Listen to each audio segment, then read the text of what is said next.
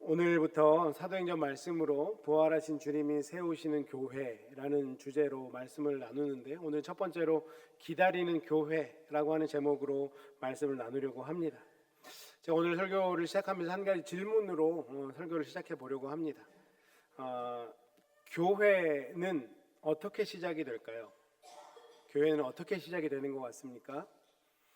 다른 질문으로 해보면 교회는 어떤 것들이 있어야 시작이 될까요? 성도. 네, 그렇죠. 아주 중요한 답이었습니다. 사람이 모여야죠. 또 뭐가 있어야 될까요? 네, 모일 만한 장소도 있어야겠죠. 예배당도 있어야 됩니다. 그리고 교회 조직도 있어야 되고요. 또 교회 안에 그런 것들, 교회를 돌릴 수 있는 프로그램들도 당연히 있어야 될 것입니다. 그런데 오늘 사도행전은 그것이 보편적이라고 우리가 얘기를 하는데, 사도행전은 조금 다르게 오늘 우리에게 이야기를 하고 있는 것 같습니다. 교회는 그런 일하는 사람들로 시작되는 것이 아니라 주님을 기다리는 사람들로 교회가 시작된다. 기다림으로부터 시작된다라고 사도행전은 오늘 우리에게 말씀하고 있어요.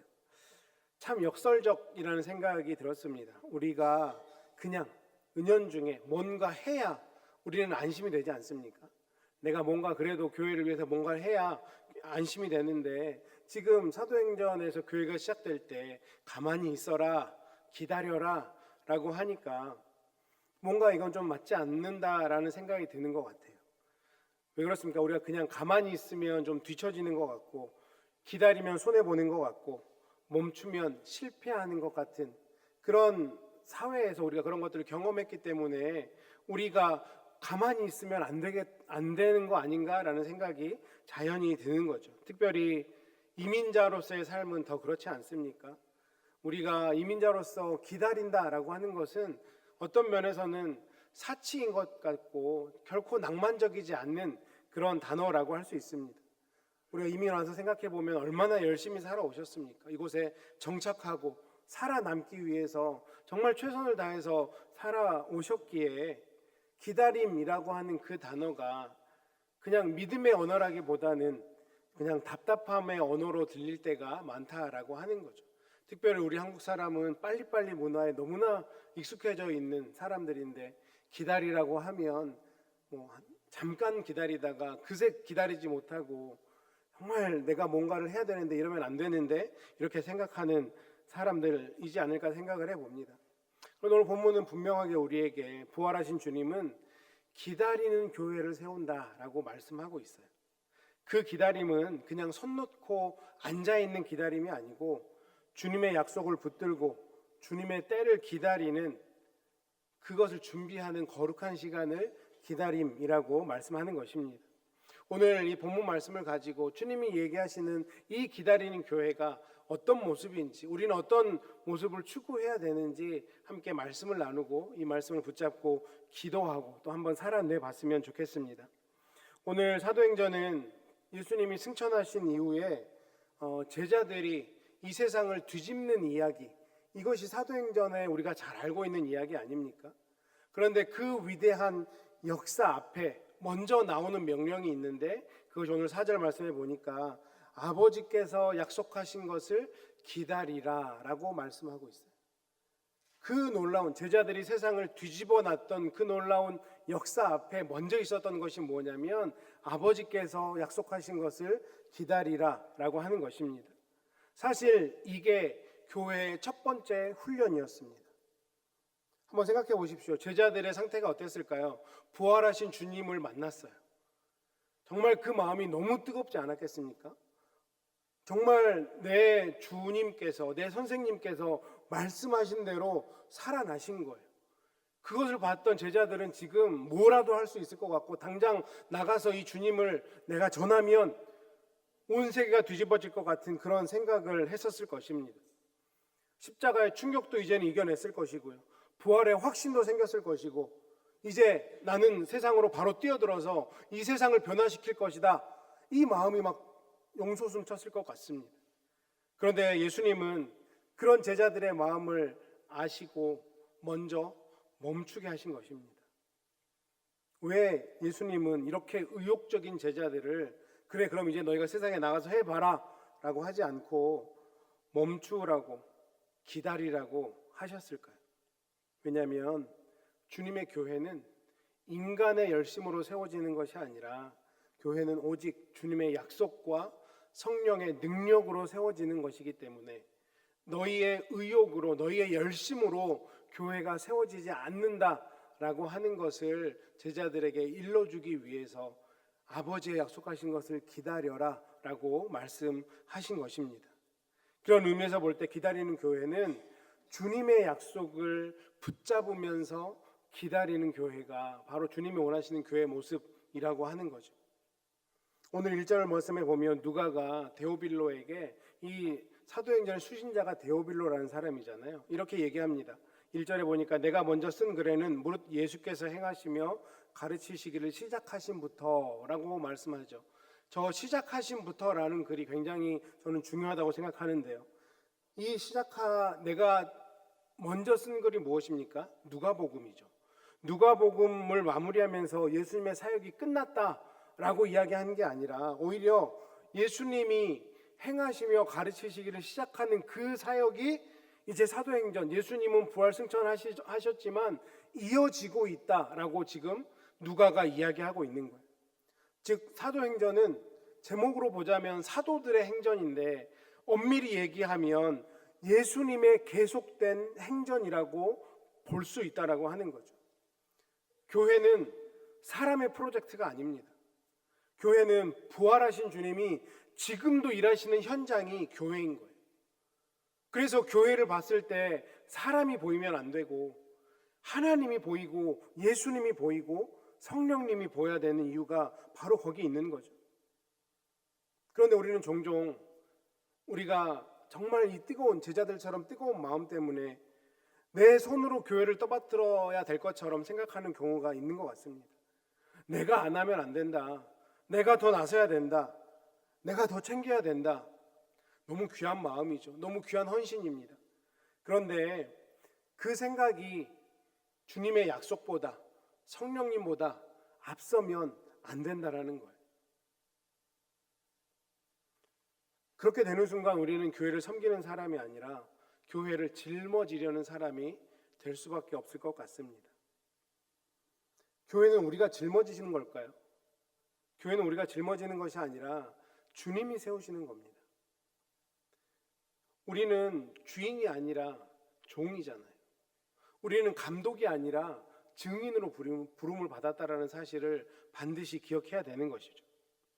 다른 표현으로 말씀드리자면 교회라고 하는 것은 우리가 밤새 잠을 안 자고 운영해 나가는 회사 같은 존재가 아니라는 겁니다. 주님이 다스리는 몸이 교회죠. 그런데 우리가 가끔은 너무 과하게 성령님 잠깐 계셔봐요. 제가 한번 팔 걷어붙이고 어떻게 한번 해보겠습니다. 그렇게 교회가 이루어지지 않는다라는 것입니다. 우리가 그렇게 나서는 순간 교회의 일이 더 꼬일 수 있다라고 하는 것. 그래서 예수님은 제자들에게 약속을 붙들어야 된다라고 먼저 말씀하고 계시는 거죠. 4절 말씀에 예루살렘을 떠나지 말고 내게 들은 바 아버지께서 약속하신 것을 기다리라. 이 기다리라고 하는 이 단어가 교회에 굉장히 중요한 단어라고 할 수 있습니다. 단순히 기다리라고 하는 것은 시간을 보내라는 뜻이 아닌 거예요. 하나님의 약속이 성취될 때까지 그 자리를 지키면서 소망 가운데 머물러야 된다라고 하는 거죠. 그냥 단순히 멍하니 앉아있는 게 아니라 자리를 지키는 일이고요. 소망을 가지고 하나님의 약속이 이루어지는 것을 우리가 기대함으로 기다리는 것입니다. 주님은 제자들에게 너희가 능력을 보여라, 능력을 만들어라 이렇게 말씀하지 않으셨어요. 그 약속을 믿고 기다려라 라고 말씀하셨다는 거죠. 왜냐하면 앞에서 말씀드린 것처럼 교회는 인간의 능력 위에 세워지는 공동체가 아니기 때문입니다. 교회는 하나님이 주시는 능력으로 하나님이 세워가시는 공동체요 예수 그리스도의 몸인 것을 우리는 반드시 깨달아야 되는 것입니다. 그런데 우리가 이걸 알면서도 잘 안 되는 이유가 우리가 살아온 환경이 아무래도 특별히 더 이민자로서 정말 치열하게 살아오셨잖아요. 매달 월세 내야죠. 몰기지 갚아야죠. 애들 학비 내야죠. 건강의 문제, 신분의 문제, 언어의 어려움, 또 멀리 떨어져 있으니 외로움. 하루하루가 내가 버텨내지 않으면, 내가 무언가를 하지 않으면 여기서 도태될 것 같고 도저히 내가 여기서 살아낼 수 없을 것 같은 그런 삶을 살아오다 보니 계속해서 우리의 머리는 계산적으로 가득하죠. 그렇기에 이 하나님의 약속이라는 말을 들었을 때 때로는 추상적으로 느껴지는 것 같다는 생각도 듭니다. 주님의 약속도 좋은데요. 주님, 지금 제가 당면한 문제들이 너무 많아요. 기다림도 좋은데 제가 생활은 해야 될 거 아닙니까? 이런 마음이 들지 않습니까? 그런데 이런 마음을 드는 우리들에게 오늘 말씀이 다시 한번 묻는 것 같습니다. 정말 당신이 붙드는 것이 현실이냐, 하나님의 약속이냐? 당장 붙들어야 될 것이 눈앞의 현실을 붙들어야 될 것 같지만 주님은 주의 백성들에게 하나님의 약속을 기다려야 된다라고 말씀하고 있는 것입니다. 왜냐하면 믿음이라고 하는 것이 문제가 없어서 유지되는 것이 아니라 문제가 많이 있음에도 불구하고 그 약속을 놓치지 않는 데서 유지되는 것이기 때문에 내 눈앞의 현실이 당장 내가 무언가를 하지 않으면 안 될 것처럼 보여지지만 그럼에도 불구하고 우리보다 크신 하나님, 그 하나님의 약속을 믿는다면 하나님이 어떻게 일하시는지 잠깐은 앉아서 그분의 일하심을 소망하며 기다릴 수 있어야 된다라고 하는 것입니다. 오늘 우리 교회가 붙들어야 될 질문은 이것이죠. 우리는 프로그램보다 주님의 약속을 더 붙든 공동체인가? 분주함보다 순종을 더 중요하게 여기고 있는가? 우리는 사람의 능력을 기대하는가? 성령님의 도우심을 기대하는가? 우리의 마음이 어느 쪽에 있는지 오늘 말씀을 통해서 우리의 모습을 한번 살펴보셨으면 좋겠습니다. 우리가 자칫 오해하는 게 교회가 분주하면 살아있는 것처럼 보입니다. 하지만 분주함과 생명력은 엄연히 다른 거거든요. 많이 움직인다고 반드시 옳은 게 아니에요. 바쁘다고 꼭 그 교회가 건강한 교회라고 볼 수 없다라고 하는 것입니다. 때로는 가장 영적인 순종이 지금은 움직일 때가 아니라 기다릴 때입니다 라고 하는 이 약속의 말씀을 붙잡고 가만히 기다려보는 것, 이것이 하나님이 원하는 순종의 모습일 수 있다라고 하는 것을 반드시 기억하셨으면 좋겠습니다. 중국의 내륙 선교회라는 것을 만들어서 중국을 선교했던 허드슨 테일러라고 하는 선교사님이 있습니다. 아마 이름은 들어보셨을 것 같아요. 근데 그 선교사님이 그 예전에 중국에, 특별히 중국 내지에 들어가서 얼마나 힘드셨을까요? 수없이 많은 그 사역의 위기 속에서 이런 글을 남기셨더라고요. 하나님의 일은 하나님의 방법으로 할 때 하나님의 공급이 결코 부족하지 않더라. 하나님의 일은 하나님의 방법으로, 하나님의 타이밍에 할 때 되돌아보니 하나님의 공급은 정말 제때 부족함 없이 나에게 이루어졌더라 라고 하는 글을 쓴 것을 본 적이 있습니다. 이 허드슨 테일러 선교사님의 어려움이 없었겠습니까?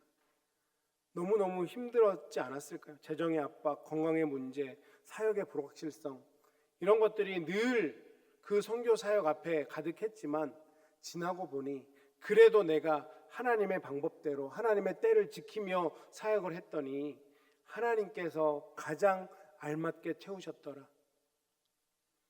이 허드슨 테일러 선교사님의 고백이 우리 가운데 감동이 있기를 원합니다. 기다린다라고 하는 것은 아무것도 안 하는 게 아니에요. 하나님의 일하심의 자리를 남겨두는 것, 그것이 기다리는 것입니다. 사랑하는 성도 여러분, 교회가 교회답게 시작되려면 먼저 붙잡아야 될 것은 하나님의 약속입니다. 우리 교회가 빨리 부흥하면 좋겠죠. 부흥을 완능하십니까? 너무 기다리시면 안 되는데 우리 교회가 빨리 부흥하면 좋겠죠. 아멘. 그러면 우리가 먼저 주님의 약속을 붙잡고 있는가? 우리 세빛사랑교회를 왜 하나님께서 만드셨는지 그것들을 우리가 기도의 자리에 가서 묻고 그 하나님의 약속을 붙잡고 있을 때 하나님이 가장 좋을 때 우리에게 공급하시고 채우시고 부흥케 하시고 하나님의 일을 위해서 사용하실 것입니다. 우리는 먼저 하나님의 약속을 기다릴 줄 아는 공동체가 되시기를 주님의 이름으로 축원합니다. 그런가 하면 기다리는 교회는요, 주님의 약속을 붙잡는 것뿐만 아니라 그 약속을 붙잡는다라고 하는 것이 성령의 능력을 사모함으로 기다리는 겁니다. 성령께서 우리 가운데 오셔서 성령이 일해 주시기를 사모하는 마음으로 기다리는 공동체가 되어야 된다라고 하는 거죠. 오늘 보니까 제자들이 참 여전히 변하지 않는 제자들의 모습을 보여주는 것 같아요. 6절에 보면 주께서 이스라엘 나라를 회복하심이 이때이니까, 예수님이 살아 돌아왔거든요. 이제는 자기가 믿었던 예수님, 한 자리 줄 것 같은 그 예수님이 십자가에서 돌아가시니까 안 되나 보다 하고 그렇게 낭망했는데 갑자기 주님이 살아 돌아오신 거예요. 얼마나 큰 소망이 제자들에게 생겼겠습니까? 지금 이 질문은 이스라엘 나라를 회복하심이 이때이니까 뭔가 있어 보이는 질문 같지만 엄밀히 놓고 보면 그냥 그 뜻인 거죠. 정치적 회복, 그들이 원했던, 그리고 민족적 회복, 가시적 성공, 이런 것들을 지금 주님께 질문하고 있습니다. 주님, 이제는 우리가 한 자리 할 수 있을까요? 주님, 이제는 우리가 이 이스라엘 뒤집어 엎을 수 있을까요? 정치적으로. 그런데 주님이 그런 제자들에게 어떻게 말씀하십니까? 7절과 8절 말씀해 보니까 때와 시기는 아버지께서 자기의 권한에 두셨으니 너희가 알 바가 아니고 오직 성령이 너희에게 임하시면 너희가 권능을 받게 될 것이다 라고 분명하게 제자들에게 말씀해 주고 있습니다. 때와 기한은 너희가 알 바가 아니다. 지금 제자들은 계속해서 때를 묻고 있어요. 언제입니까? 지금입니까? 지금 이제 우리가 드디어 할 수 있는 겁니까? 그런데 예수님은 그때는 아버지께 맡기고 지금 너희가 해야 될 것은 능력을 받아야 돼. 권능을 받아야 돼. 성령님이 주시는 그 권능을 받아야 돼 라고 말씀하고 있는 거예요. 제자들의 관심을, 그 시기에 대한 관심을 무엇을 해야 되는지 내용으로 바꾸고 있다라고 하는 겁니다. 여기에 교회의 중요한 원리가 하나 나오는데요.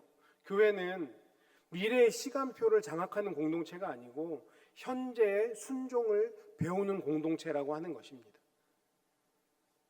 우리는 때를 알고 싶어 하죠. 주님 언제 우리 교회 부흥시켜 줄 거예요? 주님 언제 우리 가정 더 낫게, 더 잘 살게 해줄 거예요? 주님 언제 우리 가정 편안하게 해주실 거예요? 자꾸 우리는 때를 묻습니다. 그런데 주님은 우리에게 무엇을 주세요? 그 때는 아버지께 속해 있고 지금 우리가 구해야 될 것은 성령의 능력이라고 하는 것입니다. 그 능력을 받아서 그리스도의 증인이 되라고 말씀하고 있는 거죠. 우리 특별히 이민자의 삶은 늘 언제까지라는 질문으로 가득한 것 같아요. 내가 언제까지 이 땅에 살아갈까? 내가 언제까지 이 땅에서 정말 이민자가 아닌 것처럼 살 수 있을까? 언제쯤 더 편해질까? 언제쯤 먹고 살만해질까? 언제쯤 자녀와의 관계가 회복될까? 언제쯤 내가 이 땅에서 좀 뭔가 있는 것처럼 살아갈 수 있을까? 이 질문 자체는 당연히 죄가 아니죠. 너무나 자연스러운 질문입니다. 그런데 우리의 신앙이라고 하는 것은 언제까지입니까? 라는 질문에서 그때까지 내가 어떻게 살아야 하겠습니까? 이 질문으로 바뀌어야 되는 거예요. 때를 묻는 게 아니라 내가 하나님께서 분명히 그때 하나님의 타이밍은 있을 텐데 그 타이밍까지 내가 어떻게 살아야 하는지 그것을 주님께 물어야 되고 그 어떻게 사는 것을 잘 살기 위해서 성령의 능력을, 그 권능을 우리가 구해야 된다라고 하는 것입니다. 예수님이 우리의 모든 궁금증을 다 풀어주시던가요? 그렇지 않을 때가 훨씬 더 많지 않습니까? 그런데요, 예수님은 우리에게 살아갈 능력은 다 공급해 주십니다. 그 때는 안 알려주셔도 우리가 이 땅 가운데 그 때가 올 때까지 살 수 있는 능력을 주시는 분이라고 하는 거예요. 하나님은 늘 스케줄을 설명하지 않지만 은혜를 공급하는 분이다. 이것만 우리가 알고 있으면, 이것만 우리가 믿으면 신앙생활에 많은 궁금증들이 해결될 수 있습니다. 많은 문제들을 우리가 극복할 수 있을 것 같아요. 오늘 8절 끝에 보면 주님이 우리에게 무엇을 말씀하십니까? 내 증인이 되리라, 내 증인이 되어달라 라고 요청하고 있습니다. 이 증인이라는 단어 단순히 말을 많이 하는 사람이 아니고요. 자기의 삶으로 예수님을 드러내는 삶입니다. 교회는 잘 생각해 보시면 원래 증인 공동체였습니다. 예수님이라고 하는 그 사람의 증인으로서 교회가 시작된 거예요. 우리에게 이런 가르침을 주셨고 그의 가르침대로 그가 3일 만에 살아나셨고 부활 승천하셨고 그분이 다시 오신다라고 하는 그 가르침을 증인으로서 전했던 공동체가 교회입니다. 이게 교회의 시작인 거예요. 그런데 요즘 시대의 교회는 어떻습니까? 정말 우리가 예수님을 드러내고 있는지, 아니면 어떤 교회의 화려함이나 교회의 자랑거리를 더 드러내려고 하고 있지는 않은지. 교회가 하나님의 은혜로 커지고 부흥하는 것도 굉장히 귀한 일입니다. 그런데 우리가 그것에 앞서 더 중요한 일은 무엇이냐면 이 땅에서 그리스도의 향기로 예수 그리스도의 증인되어서 그분의 향을, 그분의 삶을, 그분의 가르침, 이것을 전하는 데 있다라고 하는 거죠. 그래서 가정에서, 일터에서, 자녀 교육 속에서, 세대 갈등 속에서, 또 언어의 장벽 속에서 외로움 가운데 살아가는 그 사람들에게 이 그리스도를 붙잡고 살아가면 그분이 주신 능력으로 우리가 이겨낼 수 있다. 이 땅을 살아갈 수 있고 주님의 약속의 때까지 우리가 견딜 수 있다라고 하는 것. 그래도 예수님 때문에 우리는 무너지지 않을 수 있다라고 하는 것을 전하는 사람, 보여주는 사람, 그 사람이 증인인 것이죠. 그래서 우리 마음 가운데 조급함이 있다면 좀 내려두셨으면 좋겠습니다. 조급함은 사실 우리 삶에 하나도 도움이 안 된다라는 것 너무나 잘 알지 않습니까? 그 대표적인 인물이 아브라함인 것 같습니다. 하나님께서 약속을 주셨습니다. 그 약속의 때, 하나님의 때는 굉장히 뒤쪽에 있었죠. 사람의 생각으로, 또 사람의 이성으로는 생각하지 못할 그때까지 주님은 때를 늦춰두셨습니다. 그런데 아브라함은 그때가 너무 늦어 보이자 자신의 방법을 선택했죠. 그 조급함으로 선택한 자신의 방법이 어떤 결과를 가져왔는지 우린 너무나 잘 알고 있습니다. 가정과 공동체에 얼마나 깊은 아픔을 남겼습니까?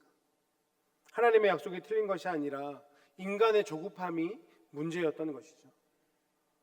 우리도 마찬가지인 것 같습니다.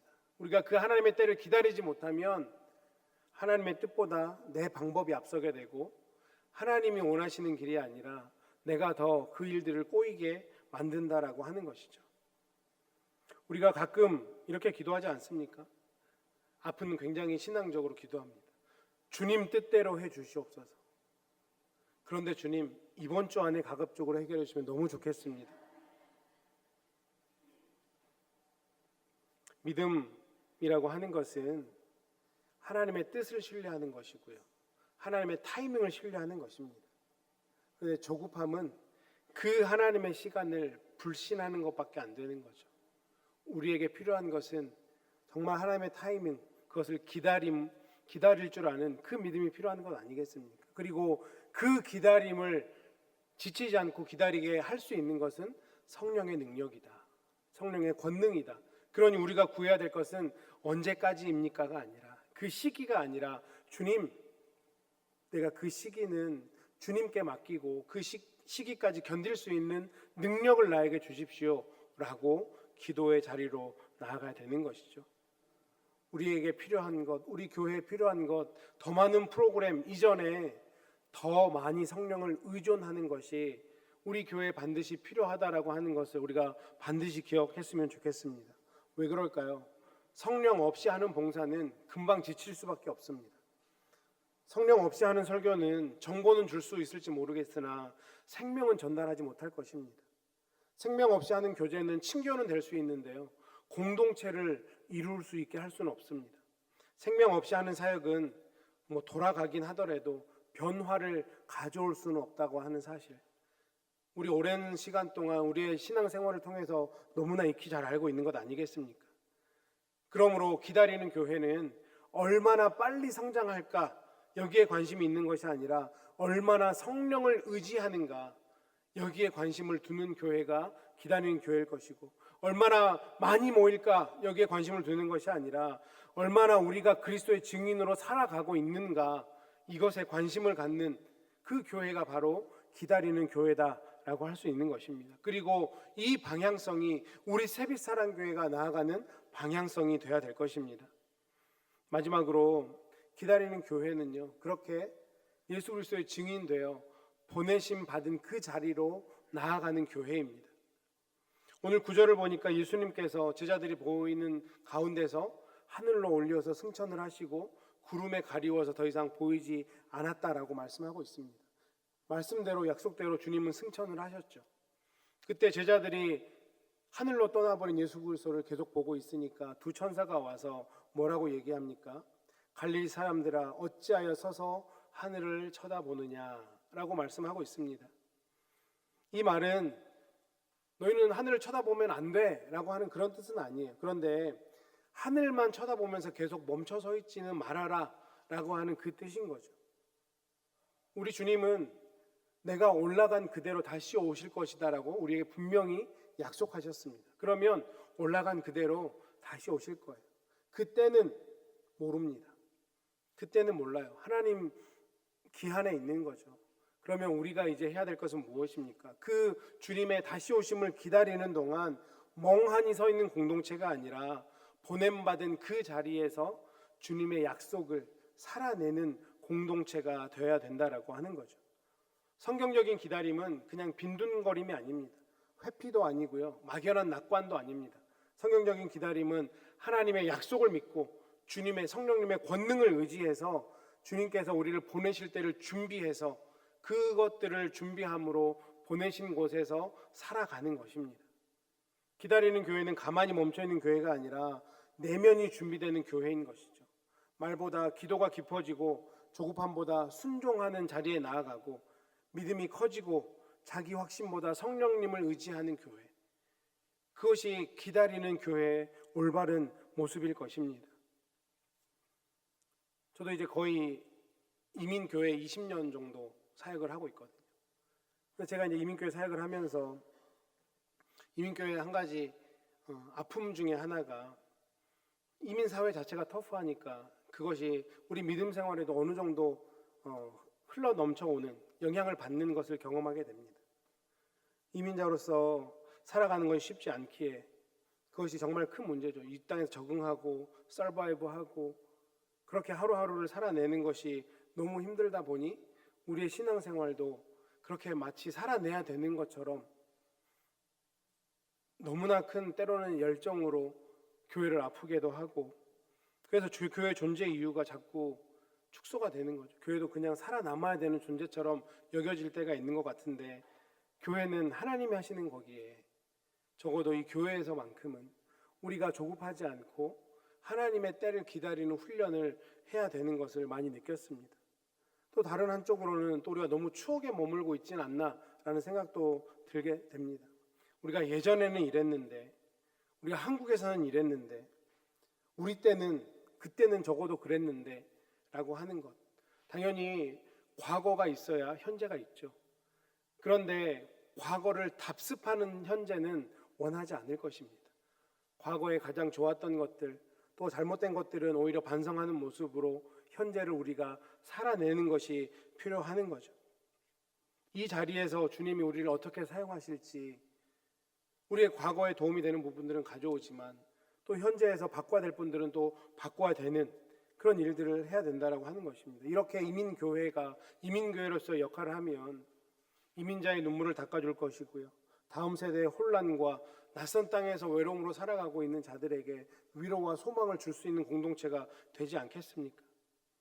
지친 이민 1세대를 위로하고 정체성의 혼란을 겪고 있는 2세대들에게 따뜻한 사랑을 전해줄 수 있고, 혹시 새로운 자들이 있다면 그들을 주의 사랑으로 환대해주고, 능숙함보다는 은혜가 흐르는 공동체, 세상 속에서 예수의 증인으로 살 수 있도록 격려하는 공동체, 이것이 이 이민교회에 하나님께 주신 사명은 아닐까요?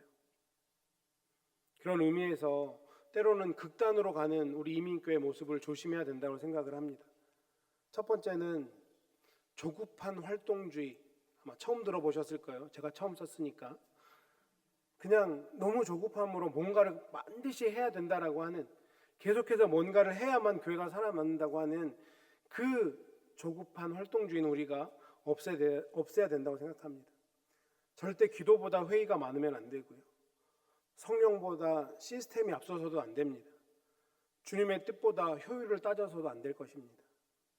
하나님이 하시는 공동체고 하나님이 세워가시는 공동체이기에 하나님의 방법으로 하나님의 때를 신뢰하면서 이 공동체를 세워나가야 되는 거죠. 두 번째는 또 아주 반대편에 있는 건데요. 이거는 멈춰선 관망주의라고 이름을 붙여봤습니다. 말씀은 들리지만 움직이지는 않고, 재림은 말하지만 사명은 외면하고, 사랑은 얘기하면서도 이웃은 돌보지 않는, 그냥 내가 아는 것으로 그쳐버리고 마는 그런 관망주의도 우리가 피해야 되는 모습이죠. 이 조급한 활동주의와 멈춰선 관망주의, 이 두 가지를 오늘 말씀은 완벽하게 저는 깨트린다고 생각을 합니다. 기다리되 멈추지 말아라. 준비하되 조급하지 말아라. 하늘을 바라보되 땅의 사명을 붙들고 살아라. 오늘 이것이 우리에게 주는 중요한 메시지 아닙니까? 이제 말씀을 맺겠습니다. 오늘 사도행전을 봤더니요, 사도행전의 처음이 불꽃 같은 부흥으로 시작하지 않습니다. 놀라운 기적으로도 시작하지 않아요. 주님이 우리에게 말씀하시는 것이 무엇입니까? 하나님의 때를 기다리라고 합니다. 주님의 약속을 붙잡으면서 하나님이 하실 것을 믿음으로 신뢰하면서 그분의 때를 기다리래요. 그런데 그냥 기다리는 게 아니라 성령의 능력을 받고 또 주의 증인 되어서 주님의 때를 기다리라고 하는 것입니다. 그 기다림의 끝에 하나님의 역사가 시작될 것입니다. 그러므로 우리는 이렇게 세 가지를 결단했으면 좋겠습니다. 주님, 우리는 주님의 약속을 붙드는 교회가 되겠습니다. 사람의 계획보다, 현실의 압박보다 주님의 말씀을 더 신뢰하겠습니다. 두 번째, 주님, 저희는 성령의 능력을 사모하는 교회가 되겠습니다. 주님보다 내가 앞서지 않겠습니다. 때를 알려달라고 조급하고 조르기보다는 증인으로 살기 위해 하루하루 노력하며 살아가겠습니다. 세 번째로는 주님, 그렇게 우리가 증인으로 주님께서 보내시는 그 자리에서 열심히 살아가겠습니다. 하늘만 바라보면서 멈춰 서 있는 것이 아니라 가정과 일터에서 내가 그리스도의 증인으로 살아감으로 그렇게 하나님의 약속의 때를 기다리며 살아가겠습니다. 사랑하는 성도님 여러분, 기다림은 패배가 아니고요, 기다림은 주님이 요구하시는 믿음의 자세입니다. 기다리는 늦어짐이 아니고 기다림은 준비됨이라고 할 수 있습니다. 기다림은 하나님이 가장 깊이 일하시는 시간입니다. 혹시 지금 우리 성도님들의 삶이 기다림의 시간입니까? 기도의 응답을 기다리고 계십니까? 자녀의 변화를 기다리고 계십니까? 관계의 회복을 기다리고 계십니까? 건강의 회복을 기다리고 계십니까? 아니면 교회의 새 역사를 기다리고 계십니까? 오늘 말씀은 그런 기다림의 자리에 있는 우리들에게 분명하게 이렇게 말씀하는 것 같습니다. 기다리는 교회는 조급한 교회가 아니다. 자기 힘으로 밀어붙이는 교회도 아니다. 기다리는 교회는 주님의 약속을 붙잡고 성령의 권능을 사모하고 예수 그리스도의 증인으로 하나님께서 보내신 그 자리에서 하루하루 열심히 살아가는 그 교회 가운데 하나님의 때가 차면 하나님의 놀라운 새 역사를 부어주실 것이고 하나님께 아름답게 쓰임받는 공동체가 될 것이다. 그러니 우리는 낙심할 필요도 없고 조바심을 가질 필요도 없습니다. 왜냐하면 우리 주님은 우리 눈에 보이지 않아도 여전히 일하고 계시기 때문입니다. 사실 이 설교를 준비하면서 개인적으로는 주님이 저에게 주는 메시지구나, 하나님이 저에게 정신 똑바로 차려라 라고 얘기하시는 것 같았습니다. 이 마음으로 교회를 섬기면 정말 하나님의 때를 기다리면서 우리 교회 가운데 부어주실 그 새 역사, 새 권능을 기다리면서 우리가 기도함으로 나아간다면, 잘 준비되어져 있다면 하나님께서는 놀랍게 역사하실 것입니다. 오늘 그렇게 주님의 약속을 붙들고 성령의 권능을 사모하고 예수의 증인으로 하루하루 열심히 살아감으로 하나님의 때가 이를 때까지 이 땅에서 기쁨과 감사로 살아갈 수 있는 저와 여러분 되시기를 주님의 이름으로 축원합니다.